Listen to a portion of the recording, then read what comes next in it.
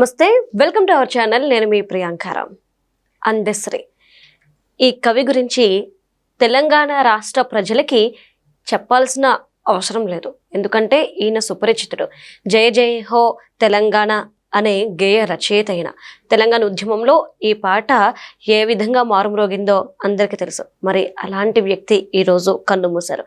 అయితే ఈయనకి తెలంగాణ రాష్ట్రం అంతా కూడా సంతాపం తెలుపుతుంది. మనం కూడా ఆయనకి సంతాపం తెలియజేస్తూ ఆయన గురించి ప్రజలకి తెలియజేసే కార్యక్రమం చేపడదాము. సో అసలు ఆయన జర్నీ ఎలా స్టార్ట్ అయింది, ఆయన ఏవేవి పాటలు రచించారు అనేది తెలుసుకుందాం. మనతో మాట్లాడడానికి దీని గురించి జనసేన పార్టీ రాష్ట్ర అధికార ప్రతినిధి శ్రీనివాస్ గారు ఉన్నారు. ఆయన అడిగి తెలుసుకుందాం. నమస్కారం సార్. సార్, అందశ్రీ కవి గారు, ఈయన ఈరోజు కన్నుమూశారు. మరి ఈయన గురించి చాలా మందికి చాలా విషయాలు తెలియదు, కాబట్టి ఈయన గురించి మాకు తెలియని విషయాలని చెప్పండి సార్. ఒకటమ్మా, ఆయన తెలంగాణ కవి అని పలకడం అంటే నాకు చాలా చిన్నగా ఉంటుంది. ఎందుకంటే ఆయన సమాజాన్ని అర్థం చేసుకున్నటువంటి వ్యక్తి. ఓకే. ఆయన అందరికీ బాగా తెలిసిన పాట ఏదైతే ఉందైతే మాయమైపోతున్నాడమ్మా మనిషి అన్నవాడు మచ్చుకైనా కానరాడని, అది ఉంది చూసారా. నిజంగా ఆ గేయం అది విన్న తర్వాత స్పందించినటువంటి హృదయం ఎవరు ఉండదు. అద్భుతంగా ఒక మానవ జీవితంలో ఉన్న సంబంధాలు ఏ విధంగా తయారైపోయినాయి ఈ రోజుల్లో అన్నదాని మీద అద్భుతంగా చిత్రీకరించాడు. ఎలాగ తెలంగాణ ఉద్యమంలో ఆయన ప్రత్యేక తెలంగాణ రాష్ట్రం కావాలని కోరుకునే వ్యక్తుల్లో ఆయన కూడా ఒక కళాకారుడిగా ఆయన వంతు కృషి చేసి తెలంగాణ ఉద్యమంలో ప్రముఖ పాత్ర ఆయన పోషించాడు అనేక రకాల గేయాలతో పాటు. తెలంగాణ రాష్ట్రం ఏర్పడిన తర్వాత తెలంగాణ రాష్ట్రానికి ఒక ప్రత్యేకమైనటువంటి గేయం కావాలి కాబట్టి దానికి జయ జయ హే తెలంగాణ అని చెప్పేసి కూడా ఆయన ఆ పాట రచించడం జరిగింది. ఒక మనసు కవి అంటాం. గతంలోని ఆత్రేయ గారు ఉండేవారు. ఆత్రేయ గారు ఏ పాట రాసినా దాంట్లో మనసు అనే పదం ఉంటుంది, అందుకే ఆయన మనసు కవి అనేవారు. కానీ ఈయన అలా కాదు. అంటే అతను ఏమీ చదువుకోలేదమ్మా, నిరక్షరాస్యుడు. అసలు ఏం చదువుకోలేదు. ఒక గొర్రెలు కాపరిగా పనిచేశాడు, ఒక భవన నిర్మాణ కార్మికుడిగా పనిచేశాడు. అటువంటి వ్యక్తి ఆసువుగా, అంటే అది హృదయం నుంచి మనసులోంచి వచ్చేటువంటి ఆ జానపదాలతో చేసేటువంటి ఆ మాటల అల్లిక ఉంటుంది చూసారా, అలవకగా చెప్పేస్తాడు ఆయన.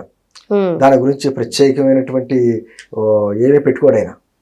అలవక అంటే ఆయన కళ్ళ ముందు సమాజంలో జరుగుతున్నటువంటి వాతావరణాన్ని ఆయన స్పందించి రాసేటువంటి కవులు చాలా తక్కువ మంది ఉంటారు. ఆ తక్కువ మందిలో అగ్రగణ్యుడు అందశ్రీ. మనం కూర్చుంటున్న ఇదే స్టూడియోకి ఆయన ఒకసారి వచ్చాడు. మేము ఇద్దరం చాలాసేపు కూర్చున్నాం, మాట్లాడుకున్నాం. ఆయనకి కూడా పవన్ కళ్యాణ్ గారు అంటే చాలా ఇష్టం.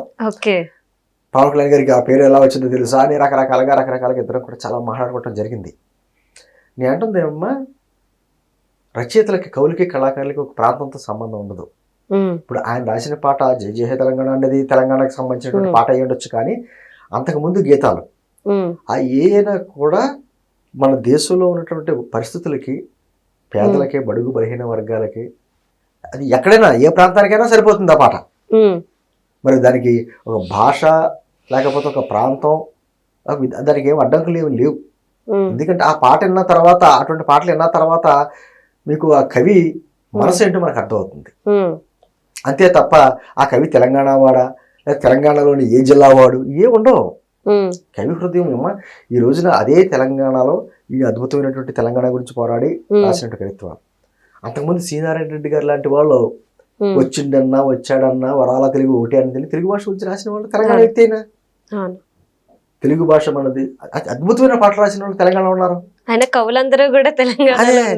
అంటే ఒకటి తెలంగాణ అస్తిత్వ పోరాటం ఏదైతే ఉందమ్మా, నేను సమైక్యవాదిని, కానీ తెలంగాణలో జరుగుతున్నటువంటి అప్పట్లో జరుగుతున్న కొన్ని అన్యాయాలకి, అక్కడ ప్రజలు పడ్డ కష్టాలకి కొంతమంది కళాకారులు ఈ తెలంగాణ రాష్ట్ర ఏర్పాటు గురించి విపరీతమైన కృషి చేశారు.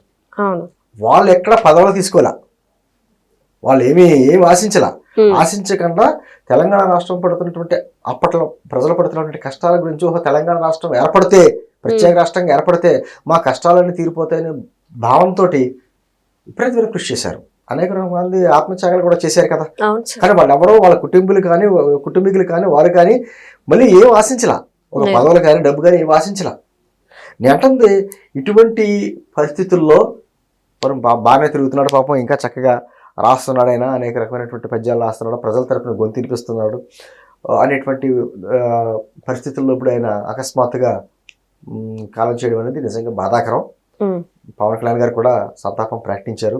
అద్భుతమైన కవి, తెలంగాణ ప్రాంతానికి చెందిన వ్యక్తి అయినా కూడా చాలా అద్భుతంగా ప్రజల కష్టాలు తెలుసున్న వ్యక్తి, ప్రజల హృదయ స్పందన కవిత్వాల రూపంలో చెప్పినటువంటి వ్యక్తి అని ఆయన కూడా నివాళులు అర్పించడం జరిగింది. ఏదేమైనా చాలా అరుదుగా జన్మిస్తూ ఉంటారు ఇటువంటి వ్యక్తులు. ఇప్పుడు ఈ మధ్య కాలంలోనే అతనికి పద్మశ్రీ లాంటి అవార్డులు అయినా వచ్చినాయి. ఈ మధ్య కాలంలో తెలంగాణ ప్రభుత్వం కూడా ₹1 కోటి పరిహారం ఏదో ప్రకటించింది వారికి, వారి కుటుంబానికి. ఆయనకి 3 అమ్మాయిలు 1 అబ్బాయి. ఇంకా మన మధ్యలో లేడు అనేది ఆలోచన కూడా కొంచెం బాధాకరంగా ఉంటుంది. ఎందుకంటే అమ్మ అంత స్వార్థపూరితమైనటువంటి సమాజం అయిపోయింది. ఏంటి నాకేంటి అనేటువంటి ఆలోచన లేకుండా ఈ సమాజానికి నేను ఏం ఇవ్వగలను అనేటువంటి ఆలోచన ఉన్నటువంటి కవులు కానీ కళాకారులు తగ్గిపోతున్నారు. ఏదో రకంగా అంటే స్వార్థపూరితం అన్నమాట. నేను కవిని కాబట్టి లేదా కళాకారుడు కాబట్టి ప్రభుత్వం నన్ను ఈ విధంగా సత్కరించాలి, ప్రభుత్వం నాకు ఏ విధమైనటువంటి పరిహారాలు ఇవ్వాలి, ప్రభుత్వం నాకు ఇటువంటి పదవులు ఇవ్వాలి అనేటువంటి వ్యక్తులే తప్ప సమాజంలో ఉన్నటువంటి ప్రజల కష్టాలను కళ్ళకడ్డు చెప్పేటువంటి వ్యక్తులు చాలా తగ్గిపోతున్నారు. ఇప్పుడు అంతా జనరేషన్ చేంజ్ అయిపోయింది. అటువంటి కళాకారులు కూడా తగ్గిపోతున్నారు. ఇప్పుడు అంతా సోషల్ మీడియా అయిపోయింది తప్ప ఏం లేదు. అసలు ఇప్పుడు వచ్చిన కవులకి అర్థాలే లేవు. అంటే ఇటువంటి పరిస్థితుల్లో ఇటువంటి వ్యక్తులు కొంతమంది ఉన్నారు అనేటువంటి ఇది ఏదైతే ఉందో వాళ్ళు కనుమరుగైపోతుంటాం. ఒక విధమైన బాధాకరం. ఏదేమైనా మనిషి అన్న వాళ్ళు ఎప్పటికైనా కాలం చేయవలసిందే.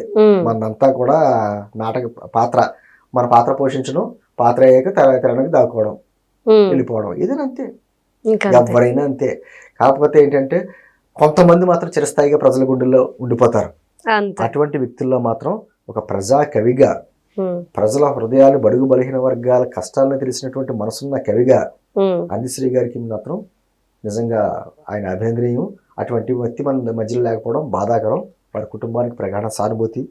వ్యక్తిగతంగాను మా పార్టీ జనసేన పార్టీ తరఫున కూడాను ఆయన ఆత్మకి శాంతి చేకూరాలని భగవంతుని కోరుకున్నాం. Thank you so much sir.